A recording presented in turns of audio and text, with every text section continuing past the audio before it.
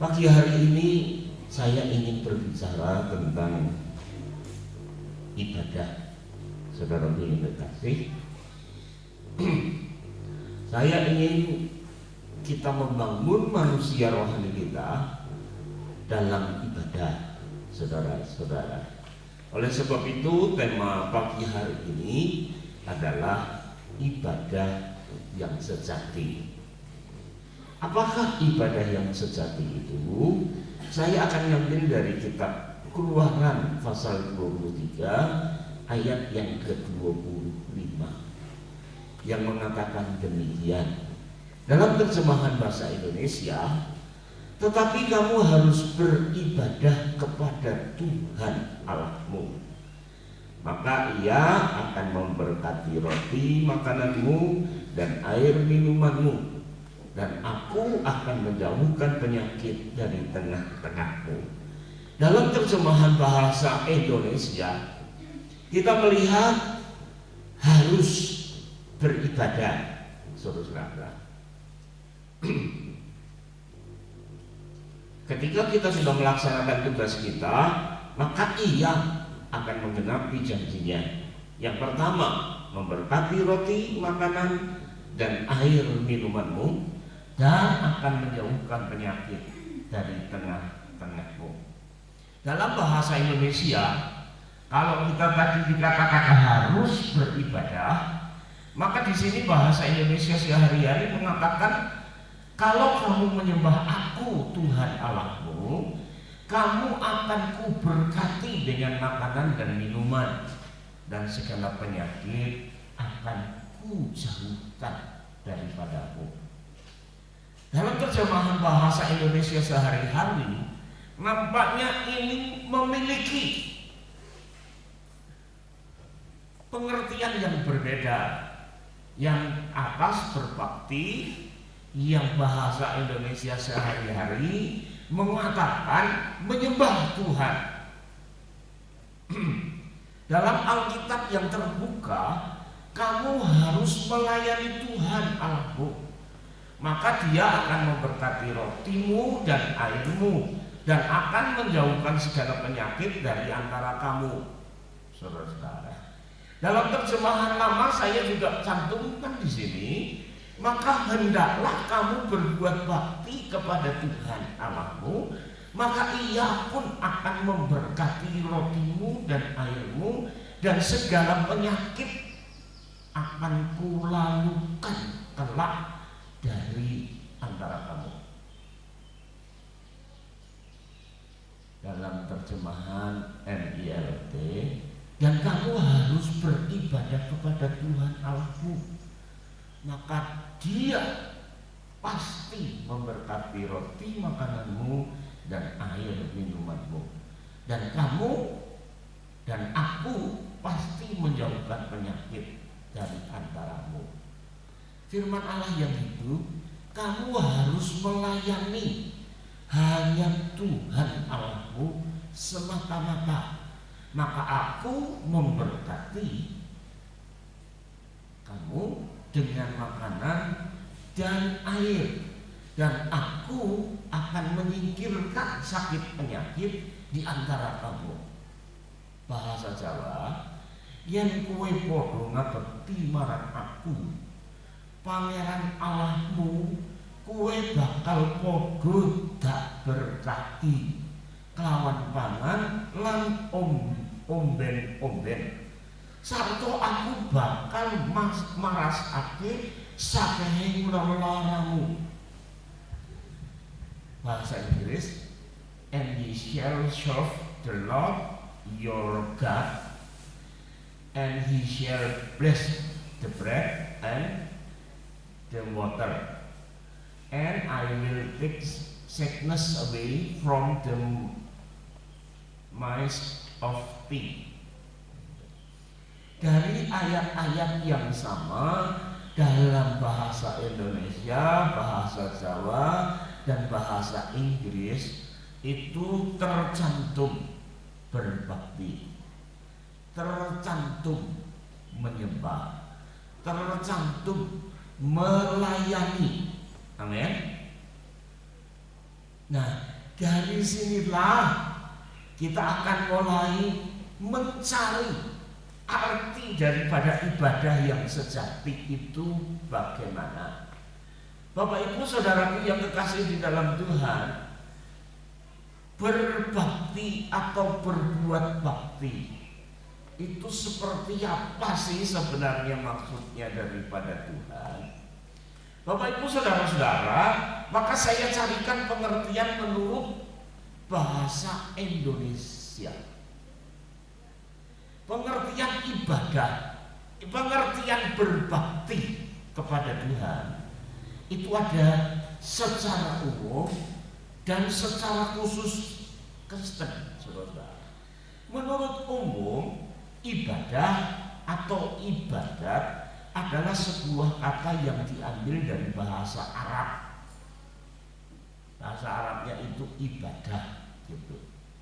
Dalam terminologi bahasa Indonesia, sebagaimana yang terdapat dalam Kamus Besar Bahasa Indonesia, kata ini memiliki arti. Artinya apa? Perbuatan atau penyataan bakti terhadap Allah atau Tuhan yang didasari oleh peraturan agama. Makanya jangan heran ketika kita mengerti ada yang namanya bakti, tahu-tahu itu adalah ibadah. Bersih itu kebersihan itu adalah ibadah. Bagus, saudara. Ya kan? Itu. Rajin adalah ibadah. Bagus. Bertanggung jawab adalah ibadah. Bagus, saudara. Tapi ketika kita mendengar bahwa membunuh, ngebom itu juga ibadah, semua pada alergi. Ya Pak ya, saudara.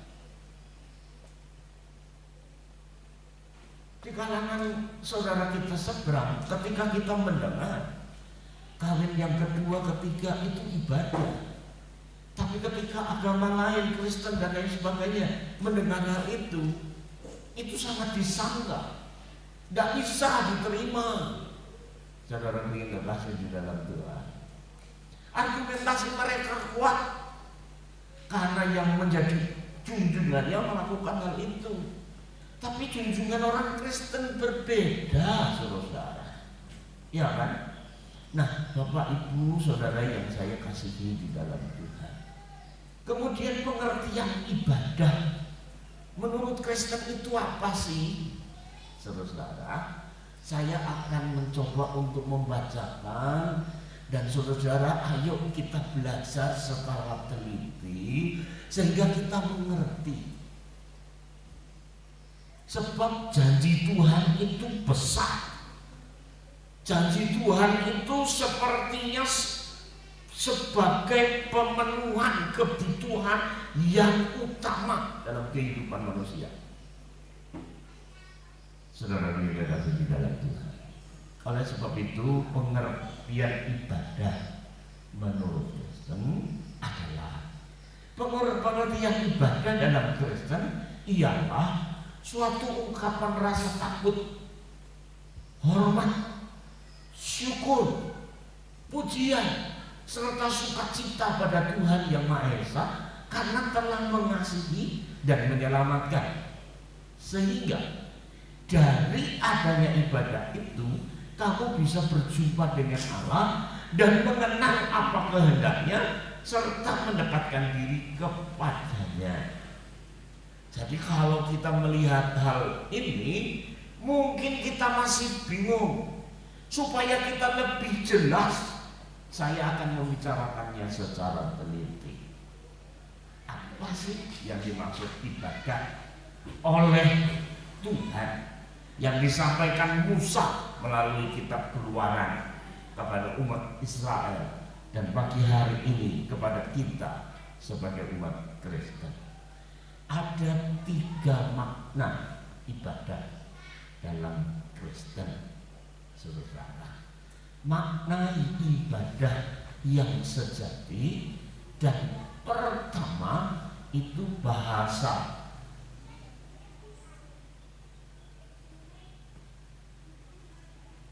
Ibrani-nya liturguton, saudara. Bahasa Yunani-nya liturgia, saudara.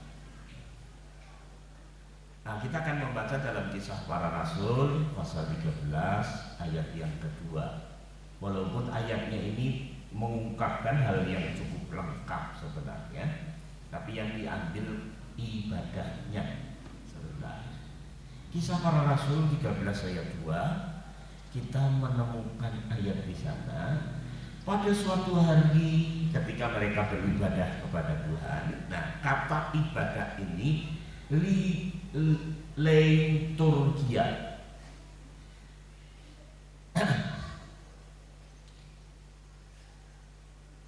Kepada Tuhan dan berpuasa. Berkatalah Roh Kudus, saudara. Berkatalah Roh Kudus.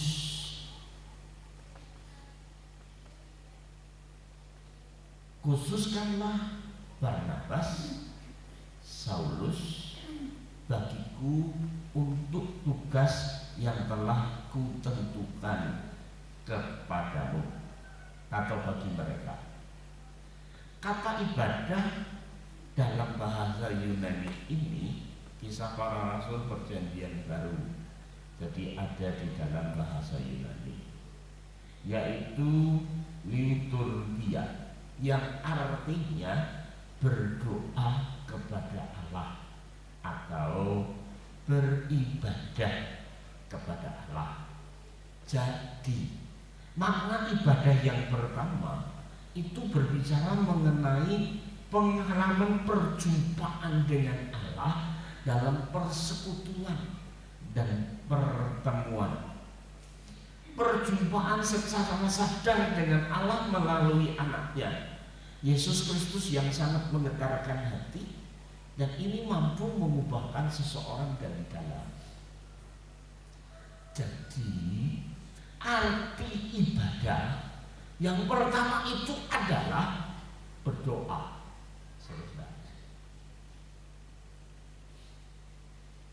Tapi ini bukan asal doa, saudara. Ini artinya berdoa. Bukan berarti setiap orang yang berdoa itu pasti ibadah. Bukan begitu, saudara. Jadi yang dimaksudkan di sini, ketika dia berdoa, itu penekanannya adalah perjumpaan dengan Allah. Jadi ketika saudara datang ke gereja, ingat ini, aku beribadah. Aku bukan lihat orang lain. Aku bukan melihat kelemahan kekurangan orang lain. Aku bukan menilai kerajinan orang lain. Tetapi kita harus berusaha untuk berjumpa dengan Allah. Amin, saudara-saudara. Paham ya? Ibadah pertama itu, saudara-saudara. Bagaimana kita berusaha ketika kita pujian, kita berusaha mengangkat hati supaya kita mengalami perjumpaan dengan Tuhan. Saudara-saudara, kita berdoa, kita menyanyi, kita menyembah Tuhan. Tujuannya adalah bagaimana sampai kita berjumpa dengan Allah. Cari Tuhan selagi berkenan di hadapan untuk ditemui. Saudara yang terkasih, kalau tujuanmu ibadah tidak seperti ini, maka janji Allah itu sulit untuk digenapi dalam kehidupan kita.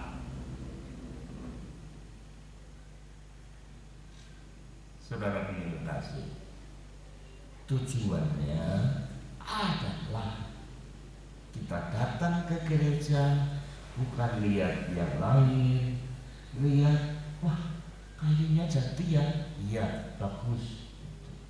Setelah diteliti, ya ampun, gitu. di sana sini sudah mulai keropos karena sudah tua. Bukan itu, saudara. Saudara datang ke gereja, saudara harus tahu ibadah berjumpa dengan Allah. Amin. Bapak Ibu Saudara yang kekasih, sehingga ketika kita beribadah, kita bertemu dengan Tuhan, saya yakin yang sedih akan menjadi sukacita. Amin. Yang patah semangat akan menjadi bersukacita dan bersemangat. Yang merasa terdesak, bebannya akan terangkat, saudara. Yang biasanya ngomel, diubahkan Tuhan menjadi orang yang suka bersyukur. Yang hidupnya hanya menggerutu, ngomel dan lain sebagainya, kebutuhan ini gimana, kebutuhan ini gimana, cari Tuhan, saudara. Amin. Temui Tuhan. Bagaimana supaya saya bisa ketemu? Bisa dengan pujian, karena Tuhan hadir dalam puji-pujian umatnya. Amin. 2 atau 3 orang berkumpul, kita berdoa, Tuhan berkata, aku ada di tengah-tengahmu.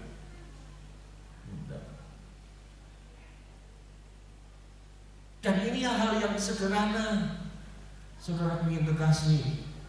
Kita berdoa kepada Tuhan, kita bisa berjumpa dengan Tuhan. Bahkan Tuhan berkata, aku berkenan kepada penyembah-penyembah. Jadi bukan hanya berdoa, bukan hanya memuji, kita bisa menyembah Tuhan, saudara. Dan Tuhan berkata, sembahlah aku dalam roh dan kebenaran, maka engkau akan ketemu dengan aku. Dan ketika kita ketemu dengan Tuhan, itu adalah saat-saat yang terindah. Karena segala keterbatasan manusia kita, secara akali, secara jasmani, secara alami, semuanya itu akan lenyap, saudara. Dan kemunculan dari keilahian Tuhan itu akan masuk dalam kehidupan kita. Sehingga saudara yang biasanya mana mungkin menjadi mungkin. Yang saudara biasanya mengatakan, aku tidak bisa, Tuhan beri kemampuan, aku pasti bisa. Bapak Ibu Saudara dikasih di dalam Tuhan. Oleh sebab itu, jangan ditustani oleh iblis melalui pikiranmu yang dipicikkan oleh iblis, sehingga ibadah itu hanya secara lahiriah. Bawa rohmu untuk berjumpa dengan Tuhan. Roh kita ada, itu adalah roh yang memungkinkan untuk bertemu dengan Tuhan. Sebab Tuhan Yesus Kristus, Tuhan Allah Bapa kita, itu menegaskan bahwa Allah itu roh adanya, saudara. Puji Tuhan, saudara yang kasih dalam Tuhan. Ketika kita mengalami kehadiran Allah dalam ibadah, mengalami perjumpaan dengan Allah, kita akan memahami betapa besar kasih Allah, dan semakin mengenal siapakah Allah merupakan saat-saat yang sangat berarti. Jadi ibadah bukan hanya mendengarkan pengkhotbah atau menyanyikan lagu-lagu rohani saja, tetapi suatu pengalaman perjumpaan dengan Kristus. Pengalaman perjumpaan dengan Kristus yang adalah suatu pernyataan kasih ilahi. Sebab Kristus pembuat mujizat. Nah, hal ini perlu diritualisasikan. Apakah ritualisasi? Adalah proses atau perbuatan mengaktualisasikan kembali Jadi kita bisa mengenal. Makanya doa-doa yang diberikan itu kebanyakan berdasarkan firman Allah, saudara-saudara, atau berdasarkan janji Tuhan, saudara-saudara. Ingat ini, seringkali kita dengar firman Tuhan dan dilupakan. Padahal firman Tuhan yang disampaikan itu pasti digenapi.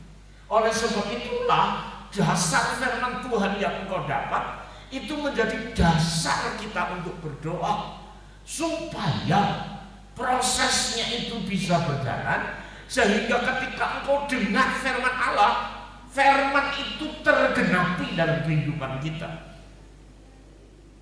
Kita seringkali mengatakan firman Tuhan yang bagus, tapi sulit untuk kita lakukan.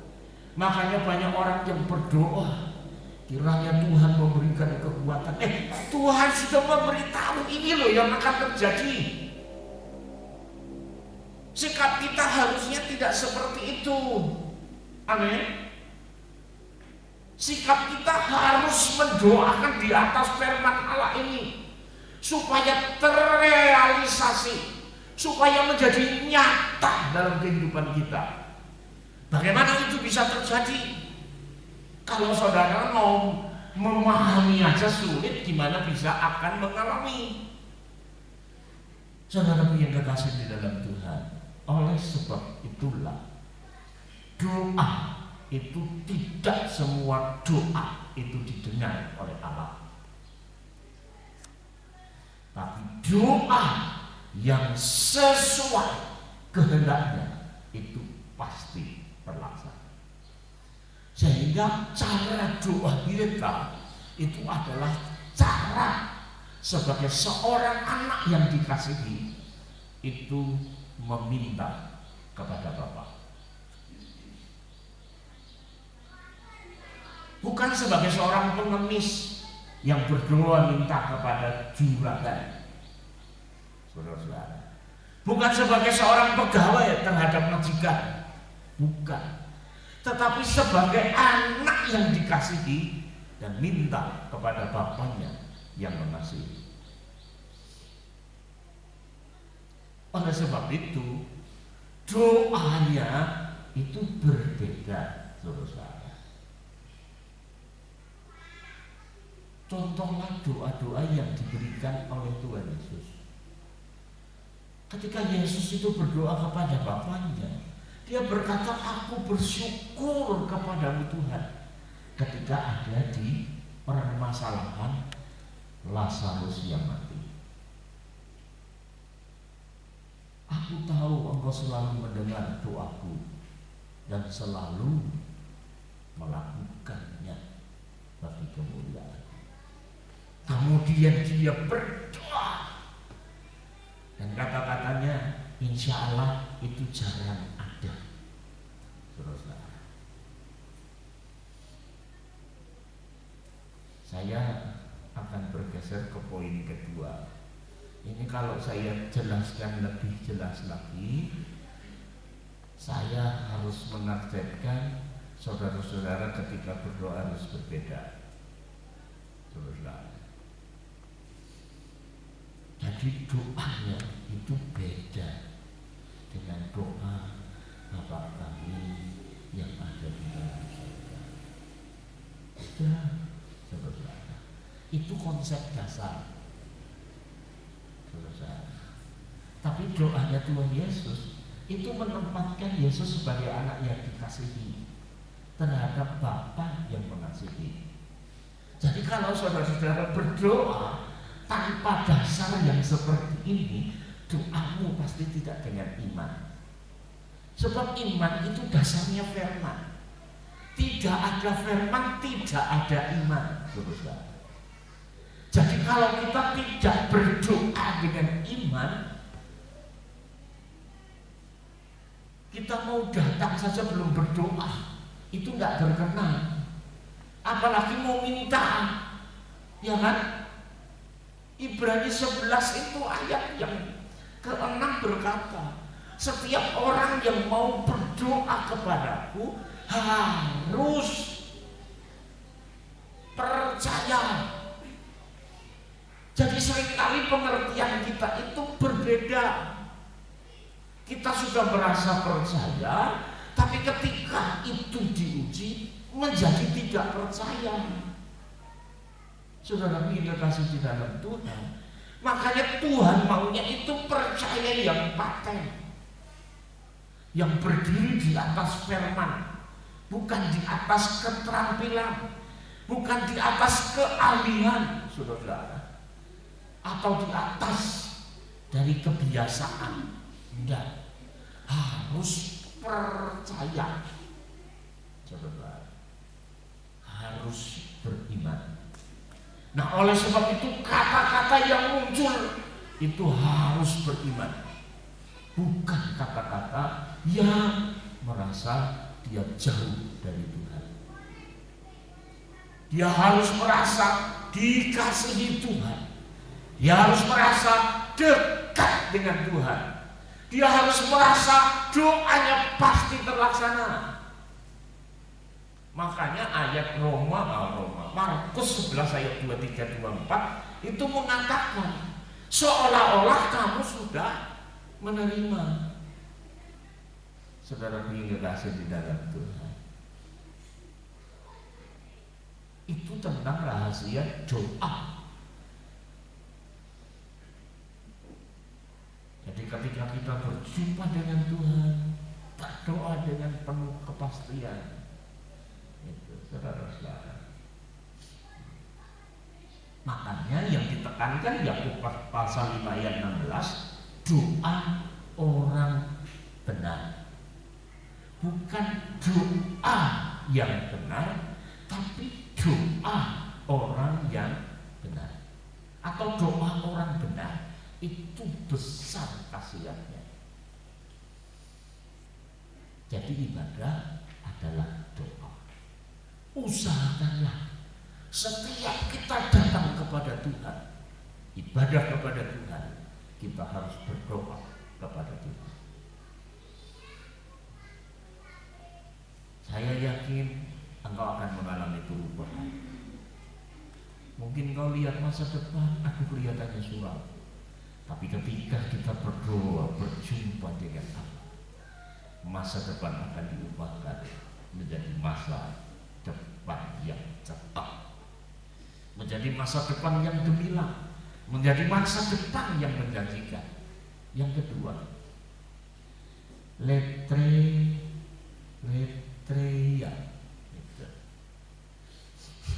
Yang kedua, letreia itu artinya ibadah. Dibacakan dalam Roma 12 ayat 1. Karena itu, saudara-saudara, demi kemurahan Allah, aku menasihatkan kamu supaya kamu mempersembahkan tubuhmu sebagai persembahan yang hidup, yang kudus, dan yang berkenan kepada Allah. Itu adalah ibadahmu yang sejati. Jadi ibadahmu yang sejati itu diterjemahkan dengan kata latreia, yang artinya melakukan kehendak atau mempersembahkan tubuh kita. Jadi tubuh kita dipakai untuk melakukan kehendak Allah. Roma pasal 6 ayat 18 mengatakan, setelah kamu dimerdekakan dari dosa, jadilah kamu hamba kebenaran. Selesai.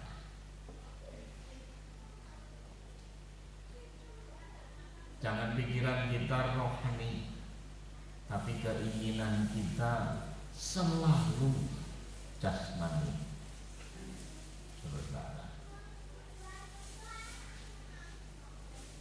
Kita harus memahami pandangan kita harus di atas, tapi tidak boleh selalu di atas, karena kita masih hidup di bumi, saudara. Pikirkanlah pikiran-pikiran yang di atas. Tujuannya supaya penerapannya itu di bumi itu benar, saudara.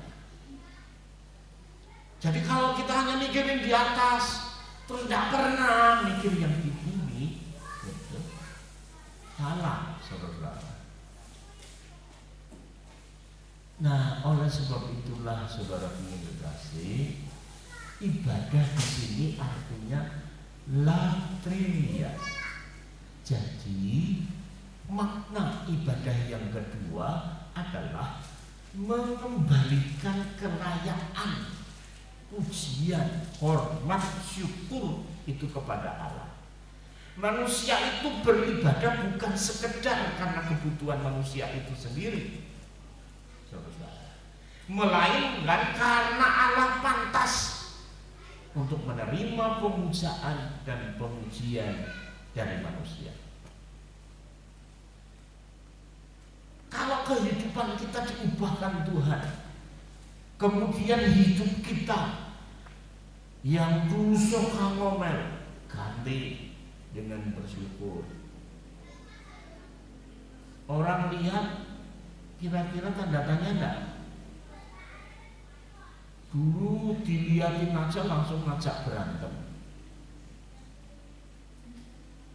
dilihatin gini orang tuh kaget, lagi wong mau buka kumis kamu kok isine arem gitu, didelok gitu orang kalau dulu dia ngomong ngajak belet kok, saudara. Tapi sekarang karena dia Kristen, berjumpa dengan Allah, mempersembahkan tubuhnya agar berkenan, agar kudus, agar berkenan di hadapan Tuhan. Kira-kira kita dipendelangi lagi, dia akan nanya, ada apa ya?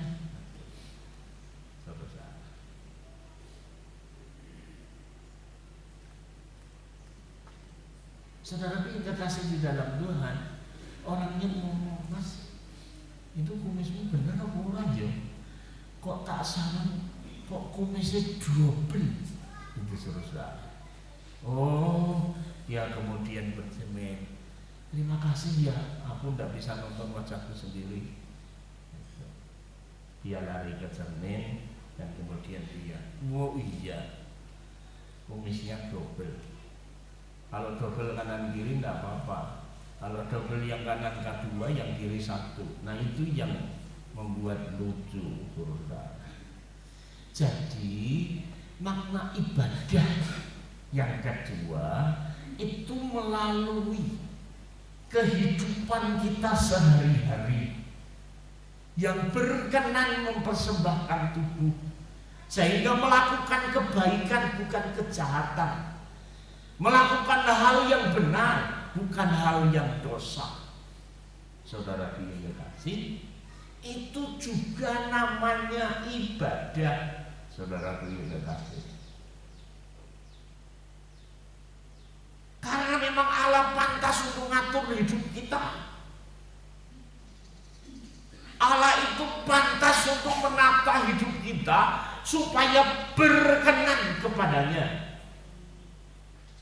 Bukan hanya nata hidup, nata pikiran, nata hati, supaya kehidupan kita itu sungguh menyenangkan hati Tuhan.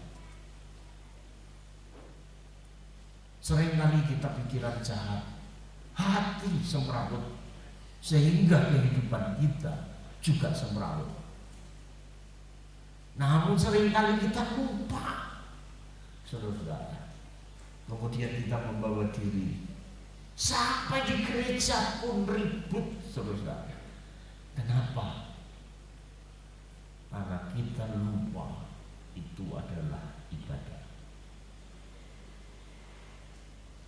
Saudara yang dikasih di dalam Tuhan, ibadah itu adalah menyerahkan kehidupan kita secara menyeluruh, tubuh, jiwa, roh kita kepada Tuhan. Sehingga tingkah laku orang benar, tingkah laku orang Kristen itu adalah tingkah laku orang benar. tingkah laku orang Kristen adalah tingkah laku yang bijaksana. Saudara.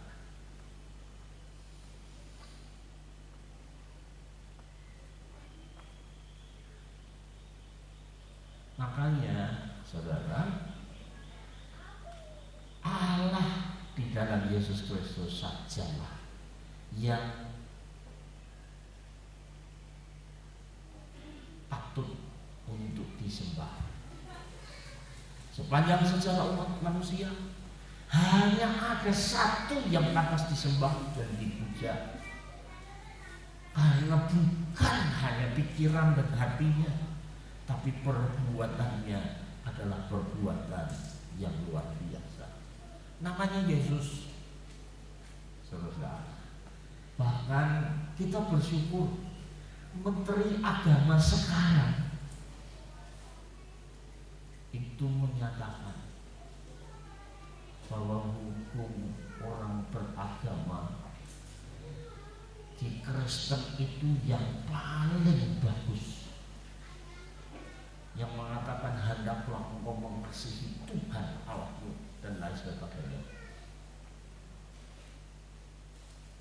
Bapak Ibu Saudaraku yang kekasih, secara politik memang ini menguntungkan orang Kristen, tapi orang Kristen kan tidak berpolitik jahat, saudara. Makanya kita akan mendengar sekarang ujian dari saudara-saudara kita seberang yang mengatakan di bawah kolong langit ini. Coba kita dengar sebentar.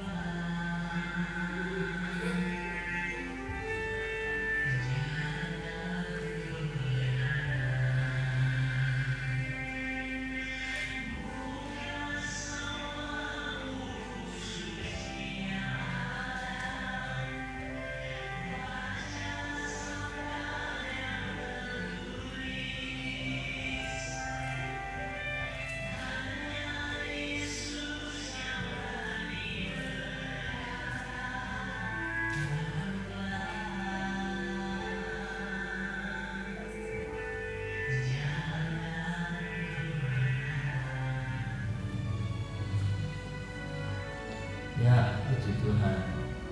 Nyanyian tadi di bawah kolong langit ini tidak ada nama lain yang berani berkata, akulah jalan, kebenaran, dan kehidupan. Mungkin saudara kalau dengar pendeta yang ngomong, ya jelas. Tapi mereka ini dengar, mereka nyanyi. Saudara, memang ada pujiannya. Pujian ini baru-baru ini mulai tenar, tapi sebenarnya itu sudah dikarang 20 tahun lalu, saudara. Mereka tidak berani nyanyi karena saat itu situasi sangat tidak menguntungkan. Tetapi setelah Jokowi muncul, HAM mulai ditingkatkan, persamaan hak mulai digalakkan. Muncullah lagu ini. Dan untuk akhir-akhir ini banyak lagu-lagu Kristen yang dinyanyikan oleh saudara-saudara kita yang seperti tadi. Dan saya sudah teliti, lebih dari 100 penyanyi yang nyanyikan itu mengalami perubahan dan mereka bertobat. Bukan hanya nyanyian ini, saudara. Banyak nyanyian Kristen yang dinyanyikan oleh mereka dan mereka mengalami perubahan. Jadi, saudara yang kekasih, kita harus mulai memeriksa diri. Jangan-jangan mereka yang terdahulu dan mereka yang kemudian akan menjadi yang terdahulu. Kita yang terdahulu akan menjadi yang terakhir. Saudara yang kasih di dalam Tuhan, kenapa kok bisa begitu? Karena sudah dengar suara Tuhan, tapi tidak mau memperhatikan.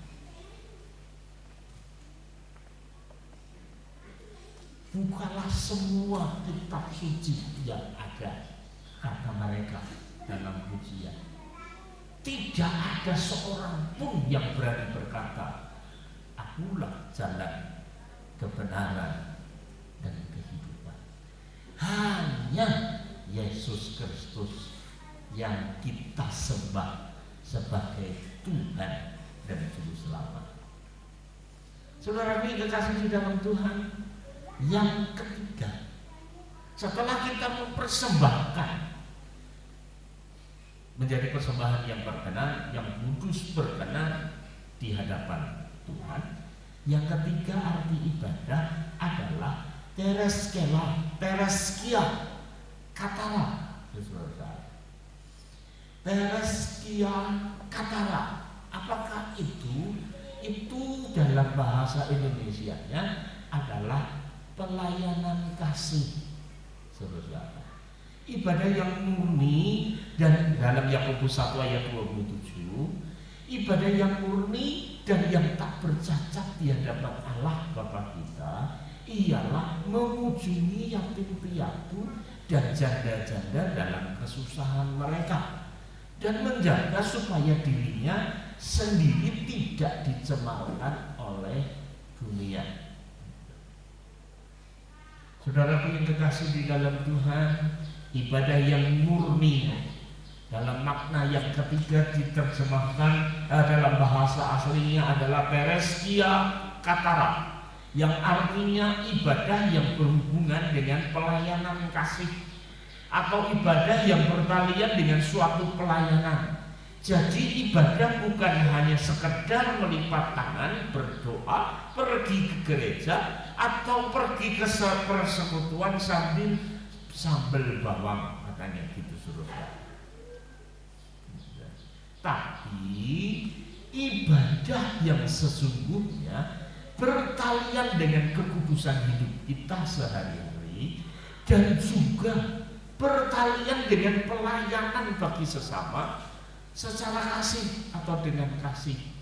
Jadi kalau saudara pelayanan, saudara berdoa, tapi saudara tidak menjaga kekudusan atau tidak berkata tidak kepada dosa, apakah saudara-saudara sudah termasuk orang yang beribadah secara itu? Maaf, belum. Bahkan bisa dikatakan tidak.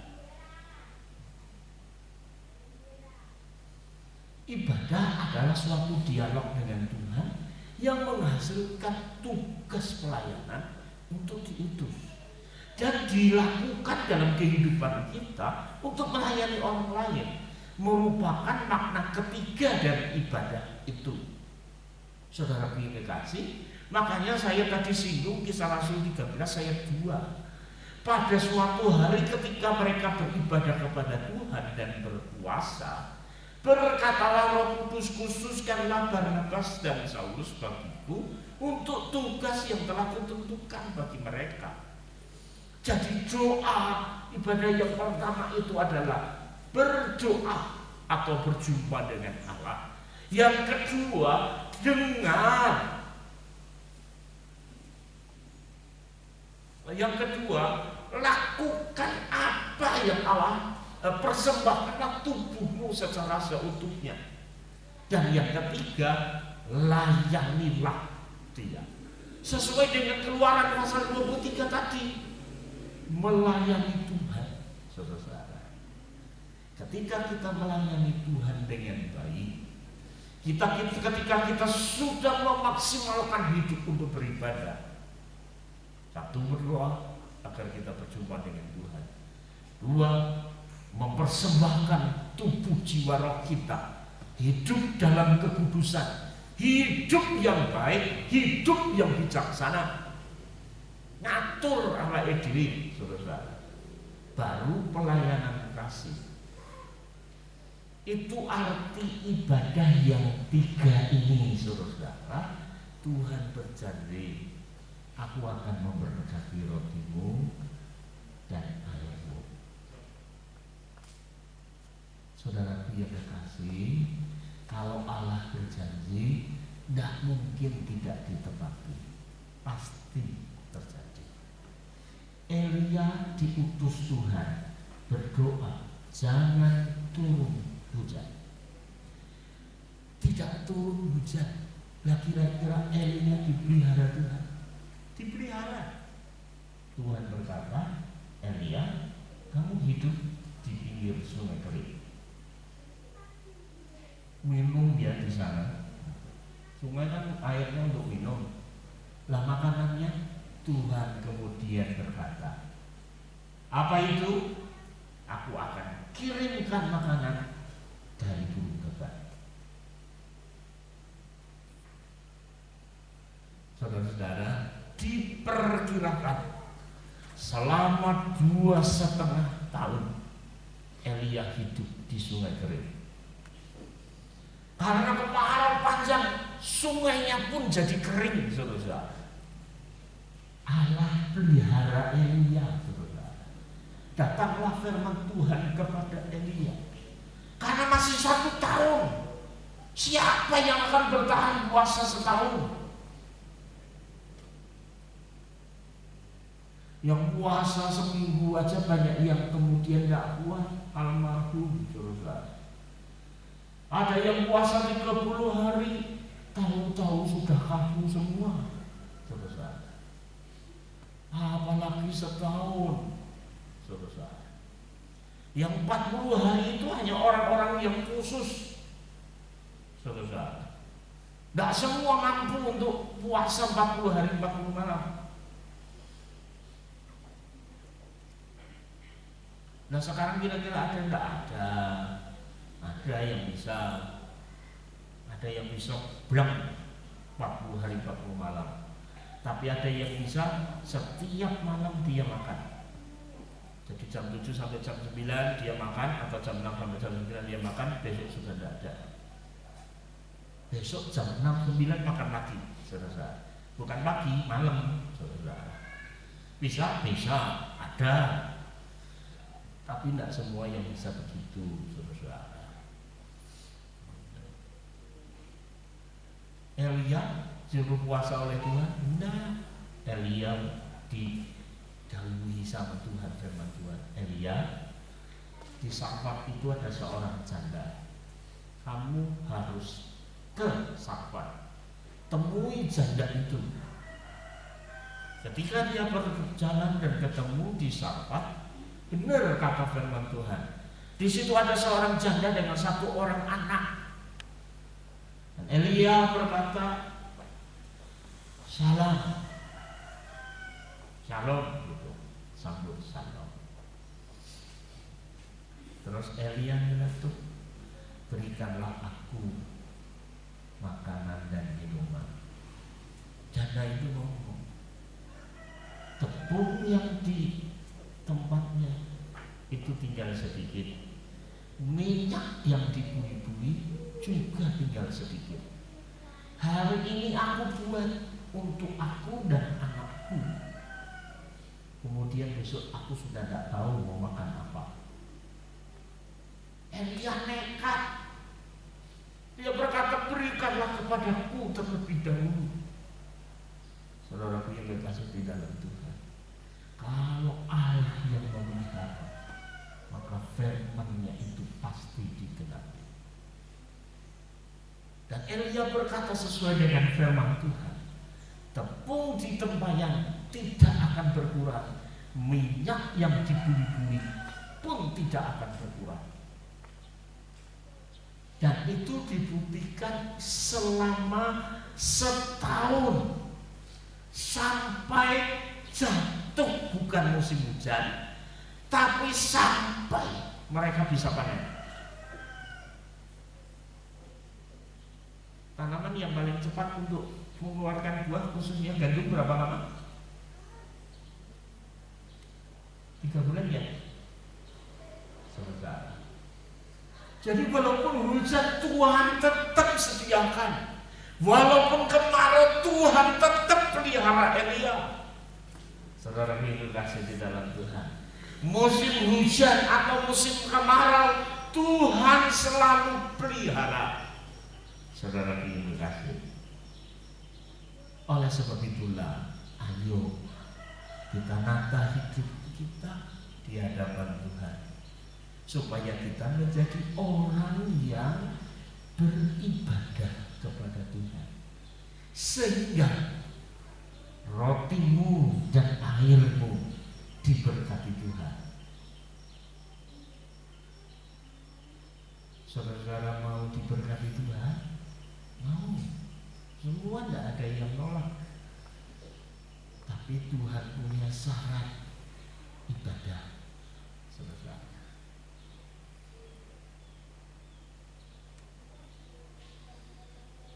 Makanya saya ingin bacakan ayat yang terakhir dalam khotbah saya pagi ini, yaitu 1 Timotius 3 ayat yang ke-16.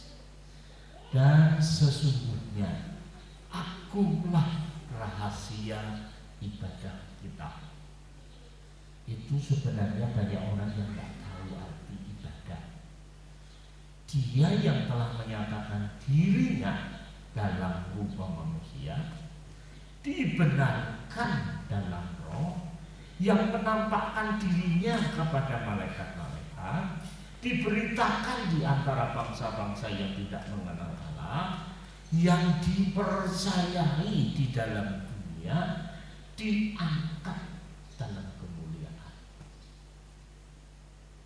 Bila kita mengerti ayat ini, rahasia ibadah kita itu besar.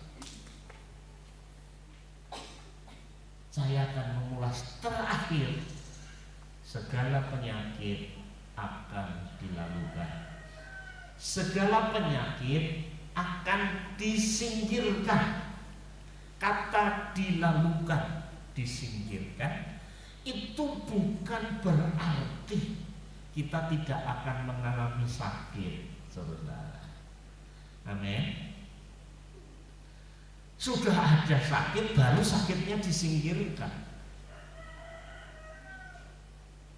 Walaupun memang bangsa Israel ketika pindah ke Mesir, dia menempati tempat yang namanya Goshen. Goshen itu adalah tempat di mana bangsa Israel khusus tinggal di situ. Sehingga 10 penghukuman Allah, termasuk penyakit, bala, bebendu, gitu saudara-saudara, itu tidak menimpa orang-orang Israel di Goshen.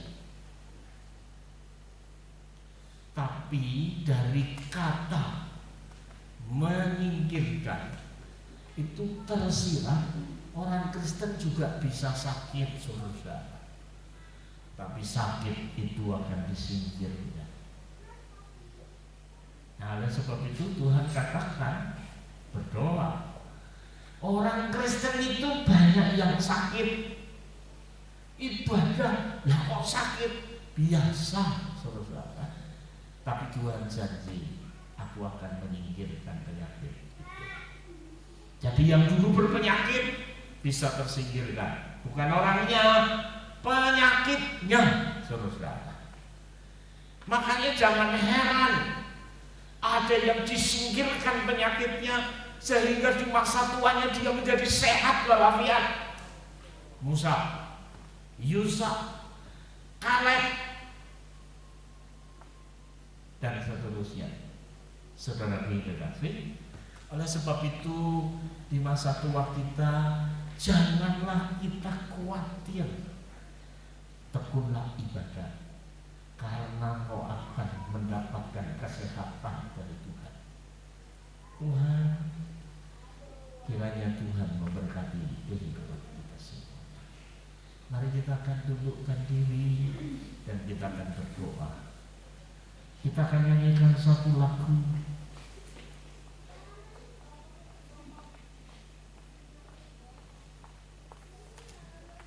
dan kita akan berdoa.